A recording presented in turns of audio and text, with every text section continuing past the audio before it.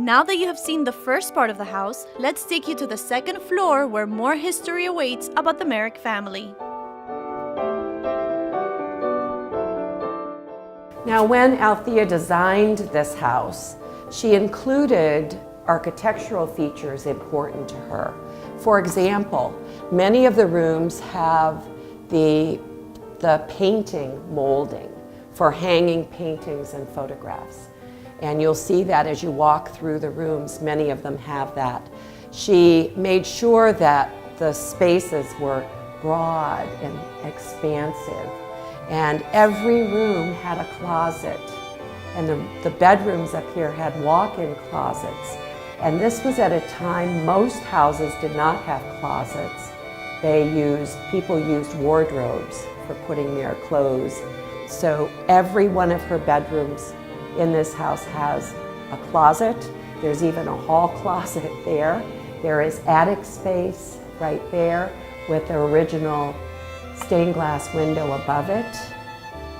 And this house was designed with a second bathroom at a time when most homes had only one bathroom.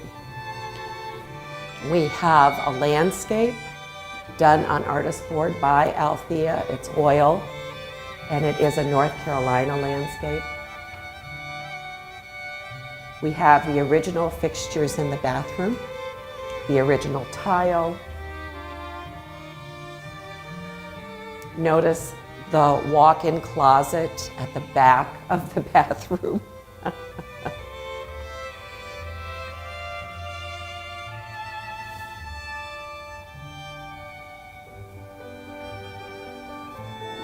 This is a Spanish, very, very old, from the 1700s. This is a Spanish dowry chest on loan from History Miami. The scissor chairs, the two scissor chairs in this hallway also are on loan. So when the house was finished in 1910, the two daughters shared this room, Ethel and Almeda. Now Ethel married in 1910 at this house. The house opened at the beginning of 1910 and she left later after her marriage. And that left Almeda in this room until 1911. The needlepoint chair is original to the family. The books are all original, and on the walls we have lithographs by Denman Fink. And of course, Ethel's suitcase. She did quite a bit of traveling after she married, and the suitcase came back to the house. Notice the window seat and the built-in bookshelves and the dormer window, which would have kept the sun off the house and provided a cooler place to relax and sleep at night. These are all features that were important to Althea when she designed this house, and the walk-in closet.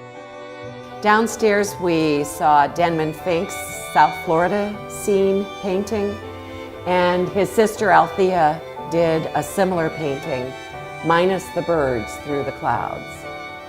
Richard Merrick always liked this one better because he felt his mother was able to capture a little more character and personality in her oil painting. In 1911, when Solomon Merrick died and George returned home to take care of the family plantation and to take care of the minor children, Helen, Charles, and Richard, he moved into this bedroom. So this became his bedroom until his marriage in 1916. And then he moved a few steps down the way to the honeymoon cottage with Eunice Peacock. When he left, this became Richard's bedroom. And we have on the walls two oil paintings, very modernistic, by Richard. And we have a number of Richard's etchings in this room, hanging on the wall and also propped against the window seat. And these etchings show local scenes that Richard captured in great detail. And this is a photo of Richard. And this is the last room on our tour. Originally, this was a library for Solomon and a studio for Althea. So we have in this corner The easel she used, and Richard would have used that easel as well. On it is a painting of the sunroom that Althea did. Above this bureau is an oil painting of Althea's. All the books on the bookshelves are family owned. They belong to the Merrick family. We have Althea's painting supplies, and we have George Merrick's toddler shoes. We also have a photograph of Denman Fink in his studio, and that green jardinier shows up in one of the children's oil paintings. Grandpa Fink was a circuit-riding Methodist minister who would go from small church to small church in Ohio. And he would preach the sermon, and after the sermon he would sell Fink's magic oil. It was an elixir that was supposed to cure any ailment you had. So if you had a stomach ache or a migraine, drink a little of Fink's magic oil. It will disappear in no time. You've got a body rash, rub some Fink's magic oil all over it. It will go away. He sold Fink's magic oil and probably was able to put his daughter through university because of it. We found some bottles of Fink's magic oil on the internet, had them analyzed. It was about 67% alcohol with spices added to make it taste good going down. And he was selling it to congregations of Methodists not allowed to drink a drop of alcohol. He was quite the marketer. He took his father's recipe and turned it into a booming business outside Pittsburgh. Now these documents are letters from Solomon to Althea at a time when he had gone to Asbury Park in New Jersey. And he was there for several weeks. While he was gone, she was responsible for managing the plantation, looking after the children. George was at university, and she was about ready to tear her hair out. And so she writes to him and is very upset. And he writes back. He was known as the peacemaker of the family, the intellectual. And he writes back to her and says, Althea, the most important part of our marriage is our love for each other. That will last forever. Keep that in mind as you worry about things in South Florida. And when I get home, if you decide we need to leave South Florida, that's what we'll do. But notice the envelope.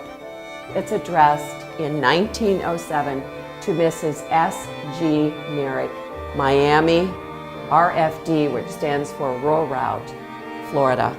And she got both of these letters. Thank you for stepping into the past of our city beautiful, Coral Gables.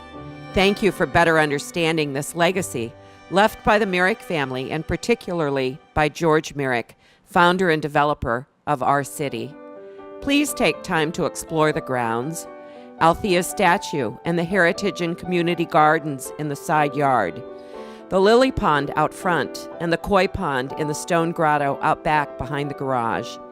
Tell your friends and family about us. Open most Saturdays and Sundays for docent-guided tours between 1 o'clock and 4 o'clock in the afternoon. Watch for special events at this historic house museum. We appreciate your visiting.